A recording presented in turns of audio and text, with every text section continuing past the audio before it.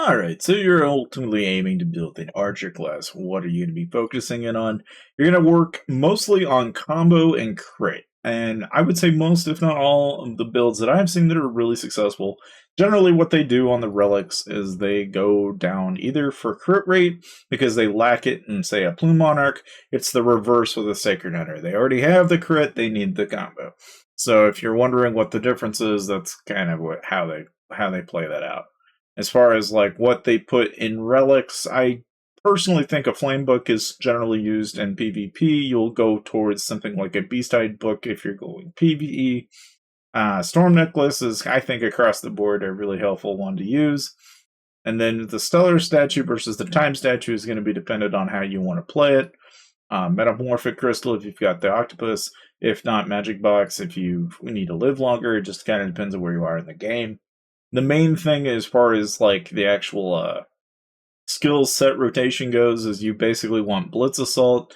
I personally think you need Worldly Snare and Clone Strike, Shield, and Disarm. That to me I think works really, really well. And it's mainly emphasizing on the fact that what you want to do is basically stun long enough, do a bunch of damage with one skill, and then occasionally have a big damage skill and that rotation. That is ultimately, I think, what really makes it work as well as it does.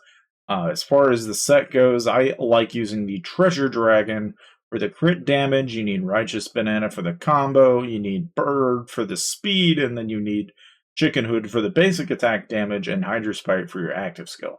I will tell you that the moment I get access to the octopus, the first thing I'm going to probably do is swap out Hydrospray in favor of that octopus. But ultimately, whatever angle you decide to go with here, the main theme here is that you're ultimately going to want to strive for a higher than 50% combo and get as close to 50 or higher percent crit rate. Because the idea here is to get pretty much even in two stats, and then you want to increase your combo multiplier as much as you freaking can. Because what that's going to do for you is you're going to do a ton of combo damage. You're doing combos like crazy.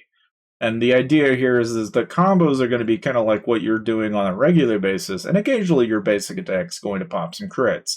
So you're just kind of critting like crazy, you're doing a bunch of combos like crazy. And so for this reason, this is why when you go to your prayer statue, you're going to go all combo. You're going to level this thing as much as you possibly can and get as much combo as you can. Now when you actually want to start running like a little bit more focused towards a crit focused percent, I feel like you kind of wasted it in the prayer because you would rather have constant combo than you would occasional crit.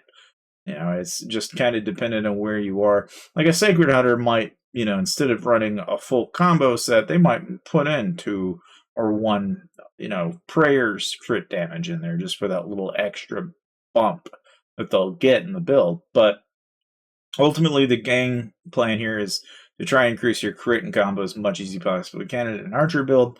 As far as your souls are concerned, your main goal here is going to be looking towards anything that increases combo. So things like Blade Duo are going to be a huge focus.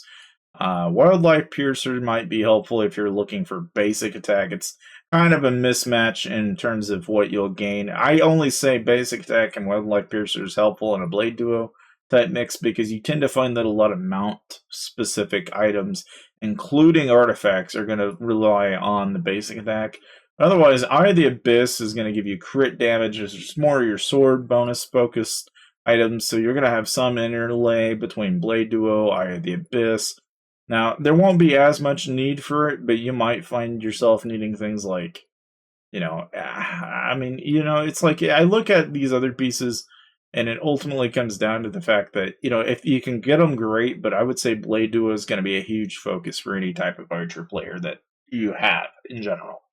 Now, as far as like your actual back accessory talent tree goes, this is where I kind of feel like, depending on what angle you're wanting to go with. I think the combo damage with Gale Barrage is the way to go because that's going to give you 50% combo damage.